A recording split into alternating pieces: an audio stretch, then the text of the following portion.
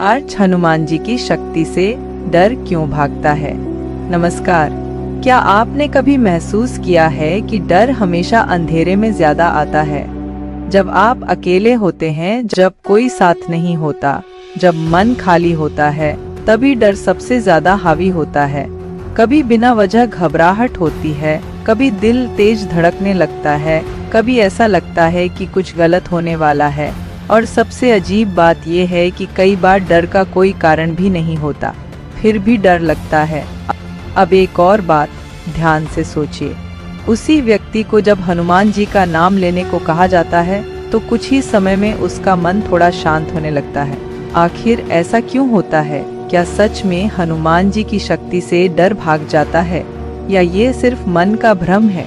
आज हम इस बात को सिर्फ आस्था से नहीं बल्कि सच और अनुभव से समझेंगे। सबसे पहले डर की जड़ समझिए। डर बाहर से नहीं आता, डर हमारे मन के अंदर पैदा होता है। जब मन को लगता है कि वह अकेला है, कमजोर है और परिस्थिति उसके नियंत्रण में नहीं है, तब डर जन्म लेता है। अब सोचिए, जब कोई व्यक्ति अपने आप को अकेला महसूस करता है तो उसका डर क्यों बढ़ जाता है? क्योंकि मन को सहारे की जरूरत होती है और यहीं पर हनुमान जी का नाम मन को एक सहारा देता है। जब आप कहते हैं जय हनुमान या हनुमान चालीसा पढ़ते हैं तो आपका मन एक शक्तिशाली प्रतीक से जुड़ता है। हनुमान जी क्या है? वे सिर्फ एक देवता नहीं है, वे साहस का प्रतीक है, वे निडरता का प्रतीक है, वे शक्ति का प्रतीक है। रामायण में भी हनुमान जी ने वह किया जो असंभव लगता था। समुद्र पार करना, लंका में प्रवेश करना, असंख्य राक्षसों का सामना करना, यह सब सिर्फ बल से नहीं हुआ, ये हुआ निडर मन से। और यही सबसे बड़ा रहस्य है। जब आप हनुमान जी का स्मरण करते हैं तो आप अपने भीतर उसी निडरता को जगाते हैं। अब इसे और गहराई से समझिए। डर तब बढ़ता है जब मन बार बार नकारात्मक कल्पनाएं करता है।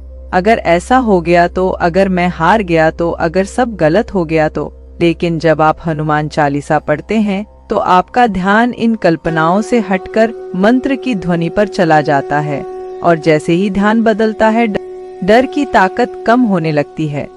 अब एक बहुत महत्वपूर्ण बात, हनुमान चालीसा की चौपाइयों में बार बार ये भाव आता है, भूत पिशाच निकट नहीं आवे। इसका मतलब सिर्फ बाहरी डर नहीं है, इसका मतलब है मन के अंदर जो डर है वह भी दूर होने लगता है। क्योंकि जब मन बार बार ये सुनता है कि वह सुरक्षित है तो वह धीरे धीरे डर को छोड़ने लगता है।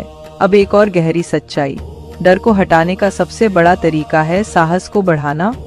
और हनुमान जी साहस के प्रतीक हैं। जब आप उनका नाम लेते हैं तो आप खुद को याद दिलाते हैं, मैं कमजोर नहीं हूँ, मैं अकेला नहीं हूँ, मेरे अंदर भी शक्ति है।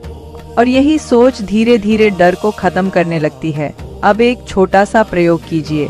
जब भी आपको डर लगे तो तुरंत भागिए मत, शांत बैठिए और धीरे धीरे हनुमान चालीसा पढ़िए। पहले कुछ मिनट मन भटकेगा, लेकिन धीरे धीरे आप महसूस करेंगे कि अंदर एक स्थिरता आ रही है। यह वही क्षण है जब डर पीछे हटना शुरू करता है। अब एक और बात, हनुमान जी का नाम सिर्फ डर भगाने के लिए नहीं है, यह आपको अपने अंदर की शक्ति याद दिलाने के लिए है। क्योंकि सच ये है, डर तब तक रहता है जब तक हम खुद को कमजोर मानते हैं, और जैसे ही हम अपने अंदर की शक्ति पहचान लेते हैं, डर अपने आप खत्म होने लगता है।